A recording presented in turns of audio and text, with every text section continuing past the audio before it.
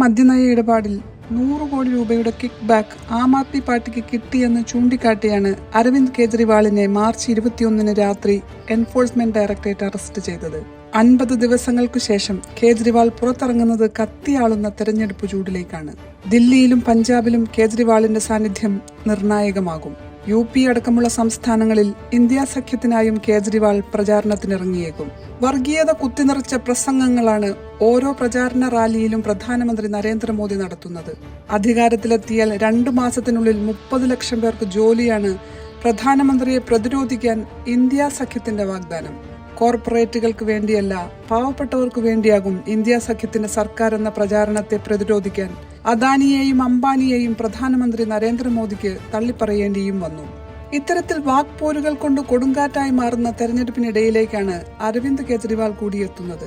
മദ്യനയ കേസിൽ സ്വയം ന്യായീകരിക്കുന്ന പരാമർശങ്ങൾ ഒഴിച്ച് എന്തും കേജ്രിവാളിന് പറയാം. ദില്ലിയിൽ 7-ൽ 7 സീറ്റും 2014-ലും 2019-ലും നേടിയത് BJP ആണ്.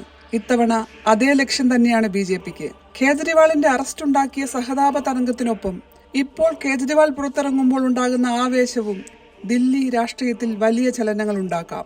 7-ൽ 7 എന്ന BJP സ്വപ്നങ്ങൾ നടക്കണമെന്നില്ല. 2014-ൽ നരേന്ദ്രമോദിക്കെതിരെ വാരണാസിയിൽ മത്സരിച്ച് 2 ലക്ഷത്തിലധികം വോട്ട് നേടിയ നേതാവാണ് കേജ്രിവാൾ. കേജ്രിവാൾ എന്തു പറയും, എവിടെ തുടങ്ങും എന്നൊക്കെ അറിയാൻ ആകാംക്ഷയോടെ കാത്തിരിക്കുകയാണ് രാഷ്ട്രീയ നിരീക്ഷകർ. ഒരു കാര്യം ഉറപ്പാണ്, കേജ്രിവാൾ ജയിലിൽ നിന്ന് പുറത്തിറങ്ങുന്നത് ഇന്ത്യ സഖ്യത്തിനും ആവേശമാകും.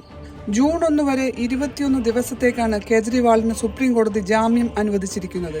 ലോക്സഭാ തെരഞ്ഞെടുപ്പിലെ അവസാനഘട്ട വോട്ടെടുപ്പ് നടക്കുന്നത് ജൂൺ 1-നാണ്. 21 ദിവസത്തെ സമയമാണ് കേജ്രിവാളിന് പ്രചാരണത്തിനായി അനുവദിച്ചിരിക്കുന്നത്. കേജ്രിവാളിന്റെ 21 ദിവസം ഇന്ത്യൻ രാഷ്ട്രീയത്തിൽ എന്ത് ചലനമുണ്ടാകുമെന്നറിയാൻ കാത്തിരിക്കാം.